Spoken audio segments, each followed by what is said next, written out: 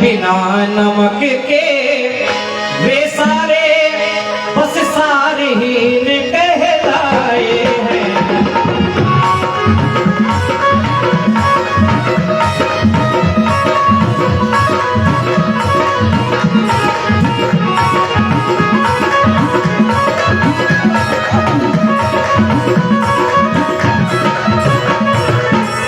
नारद जी कह रहे हैं कि अगर आप इतना चाहो, अगर आप चाहते हो कि शांति मिले तो क्या करना है?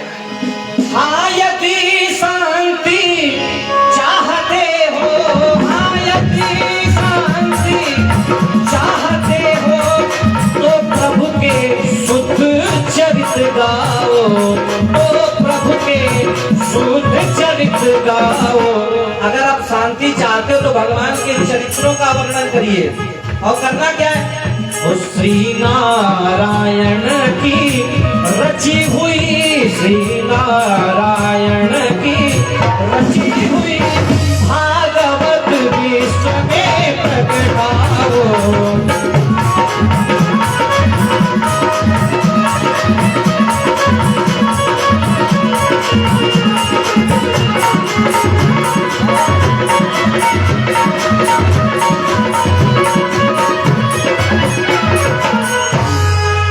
तो यदि शांति चाहते हो कि मन में शांति मिले तो भगवान के द्वारा रची हुई इस भागवत का निर्माण करिए, या भगवान के शुद्ध चरित्रों का गान करिए। तो व्यास जी ने कहा कि ये होगा कैसे? क्योंकि हम तो केवल लिखने के लिए भी लेखक की व्यवस्था करनी पड़ेगी, क्योंकि दिशा निर्देश करना एक अलग बात होती है, लेकिन लेखक जो राइटर होता है नहीं, बोलने वाले बोल तो सकते थे, लेकिन लिखने की व्यवस्था होनी चाहिए। तो नारद जी ने क्या किया? चतुर श्लोकी भागवत का आज उपदेश दिया व्यास जी को। 4 श्लोक दिए। इन श्लोकों के माध्यम से आप भागवत की रचना करो जाके। तो आज व्यास जी ने क्या किया? उन्हीं 4 श्लोकों के द्वारा आज सरस्वती के नदी के तट पर बद्रीनाथ में व्यास जी का एक आश्रम है, सम्यक प्रास आश्रम। उसी आश्रम में व्यास जी की गुफा में आज व्यास जी ने भागवत की रचना करी है। अब रचना का जिस समय आया तो ये हुआ कि लेखक कौन? तो लेखन करने के लिए पप्पा जी को बुलाया, गणेश जी को। तो गणेश जी को जिस समय, क्योंकि उस समय लेखक बहुत अच्छे लेखक गणेश जी थे, गणेश जी बहुत अच्छा लिखते थे। तो एक शर्त मंजूर हुई व्यास जी के मध्य में कि हम लिखने में कोई दिक्कत नहीं है, लेकिन जहां से आपका श्लोक रुका वहीं से हमारी लेखनी बंद हो जाएगी। अब व्यास जी बड़ा परेशान कि अगर अब पता चले एक श्लोक बनाने में समय लगता है और कहीं श्लोक बनाया, भाई श्लोक बनाया जाएगा। कोई राइटर जब लिखता है तो उसको शोधन, उसको जांचने के लिए वो काफी जाती है, इसमें कोई कमी तो नहीं है। तो ब्रह्मलोक में ब्रह्मा जी के पास में जाना पड़ेगा कि ये श्लोक आप देखिए, श्लोक कोई कमी तो नहीं है। तो व्यास जी भी कम नहीं, व्यास जी ने क्या किया कि इतने इतने बड़े श्लोक बोल दे रहे हैं व्यास जी कि गणेश जी लिख रहे हैं, और जितने देर में लिख रहे हैं उतने में चेक करके अपना जो ले आते हैं। तो आज भागवत की रचना उन 4 श्लोकों के द्वारा 18,000 श्लोक आज भागवत जी के व्यास जी ने आज रचना करी। अब जब भागवत की रचना हो गई तो ये हुआ कि ये प्रसाद भागवत दी किसको जाए, क्योंकि लेखक तो वाचन करता नहीं है ना, न संपादक करता है, वाचन वही करते हैं जो पढ़ते हैं। तो ये इसके लिए पात्र ढूंढा जाए। अब मन में ये विचार आया कि पात्र कौन हो? पात्र होना चाहिए जो सुपात्र हो। तो पात्र के लिए अब व्यास जी को अपने पुत्र की याद आ गई, सुखदेव जी की, कि मेरा पुत्र है, उससे अच्छा कोई पात्र नहीं है। व्यास जी ने क्या किया?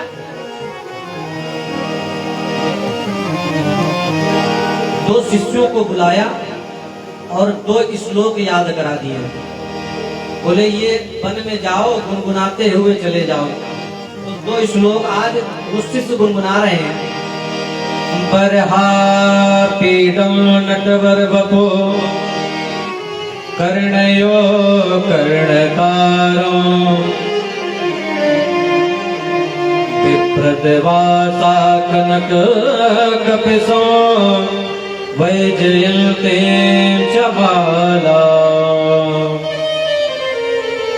रन्धार्वेणुरधर सुधया पूरया गोपवृन्दे वृन्दारण्यं स्वपदरमणो प्राविशद गीत कीर्ति। आज जैसे ही इन श्लोकों का गान किया उन शिष्यों ने, तो सुखदेव जी के कान में जब ये आवाज पड़ी कि भगवान इतने सुंदर हैं, बरहा पीडम नटवर बपू, बोले ये सुंदरता भगवान की है। भगवान के गुणानुवाद इतने सुंदर हैं, तो लेकिन सुखदेव जी मन में विचार करने लगे, सुंदरता से ही सब कुछ नहीं होता है, क्योंकि सुंदर होना ही बहुत बड़ी बात नहीं है, गुण भी अच्छे होने चाहिए, क्योंकि सुंदर कोई भी हो सकता है, कोई भी श्रृंगार करके सुंदर हो सकता है। तो आज सुखदेव जी ने सोचा छोड़ो, संसार है, चक्कर में ना पड़ो, पता नहीं कौन हो। तो दूसरा श्लोक जिस समय गुनगुनाया, आहो बकियो स्थल काल कूटो जिघांसया पायद सद्भे लेभे गतिर्धाज्युचिता ततोन्य तं दयालो शरणं व्रजेम। अब सुखदेव भगवान ने जिस समय ये शब्द सुना कि अहो बकीयम, बोले जिस पूतना पे भगवान इतनी कृपा कर सकते हैं, अहो बकीयम स्तन कालकूटम, बोले जो अपने स्तनों में जहर लगाकर भगवान को मारने के लिए गई थी, भगवान ने उसके ऊपर भी कृपा करी है। तब मन में ये विश्वास हो गया कि भगवान बहुत दयालु है, क्योंकि भगवान दीन बंधु दयालु हैं।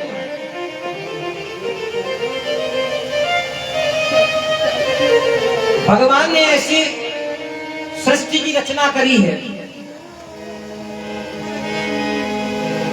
ऐसी सृष्टि की रचना करी भगवान, जब इतने बड़े दयालु हैं, इतनी सुंदर उनकी रचना है, तो वो कैसे होंगे। रचा है सृष्टि को जिस प्रभु ने, वही सृष्टि चला रहे हैं। आज सुखदेव भगवान के मन में विश्वास हो गया कि भगवान जब पूतना के ऊपर कृपा कर सकते हैं, जो स्वयं स्तनों में जहर लगाकर मारने के भाव से आई थी। सोचो आज के समय में केवल इतनी बात बढ़ जाए, केवल बात में बुराई हो जाए, तो ये लगता है कि या तो ये रहेंगे या तो हम रहेंगे। और भगवान को मारने के लिए जहर लगाकर आई है, तो भगवान ने फिर भी कृपा करी। आज सुखदेव जी आज मन में प्रफुल्लित हो गए हैं। रचा है सृष्टि को जिस प्रभु ने, वही सृष्टि चला रहे हैं। चाहे सृष्टि को जिस प्रभु ने, वही सृष्टि चला रहे हैं। चाहे सृष्टि को जिस प्रभु ने, वही सृष्टि चला रहे हैं। जो पेड़ हमने लगाया पहले, जो पेड़ हमने लगाया पहले, उसी का फल हम अब पा रहे हैं। चाहे सृष्टि को जिस प्रभु ने, वही सृष्टि चला रहे हैं।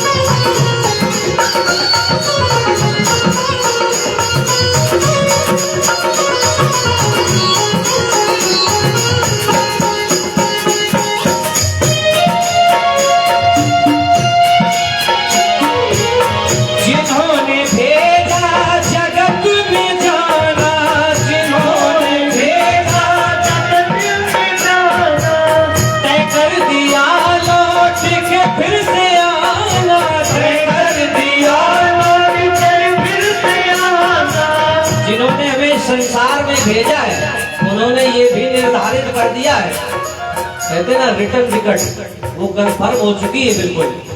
ये टिकट तो वेटिंग हो सकती है लेकिन वो जाने वाली टिकट बिल्कुल कंफर्म है। उसमें एक बत्ती का समय नहीं बचेगा, एक घड़ी भी नहीं रुकेगी। जिन्होंने भेजा जगत में जाना, जिन्होंने भेजा जगत में जाना, तय कर दिया लौट के फिर से आना, तय कर दिया लौट के फिर से आना। जो भेजने वाले हैं जगत में, जो भेजने वाले हैं जगत में, वही तो वापस बुला रहे हैं। सृष्टि को जिस प्रभु ने वही सृष्टि चला रहे हैं। सृष्टि को जिस प्रभु ने वही सृष्टि चला रहे हैं।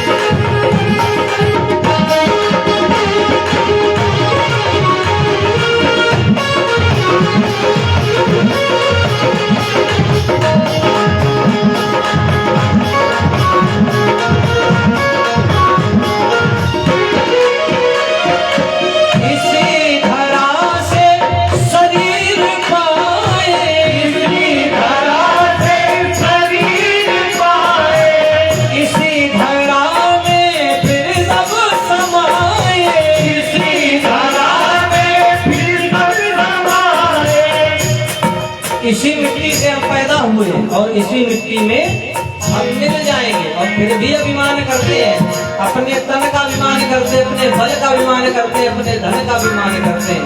अभिमान किसी का नहीं रहा है। ये मिट्टी का तन मिट्टी में ही मिल जाएगा, है ना। माटी का खिलौना माटी में मिल जाएगा। इसी धरा में शरीर पाए, इसी धरा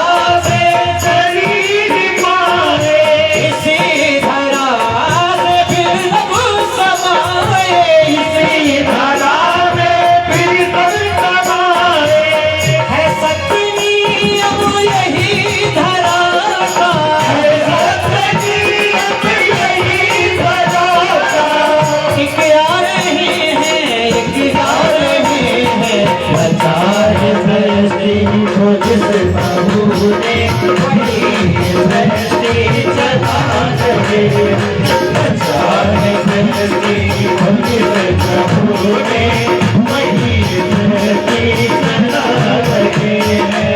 जो पेड़ हमने लगाया पहले, वो पेड़ हमने लगाया पहले, उसी का फल हम अब पा रहे हैं। सृष्टि को जिस प्रभु ने वही सृष्टि चला रहे हैं। वही सृष्टि चला रहे हैं, वही सृष्टि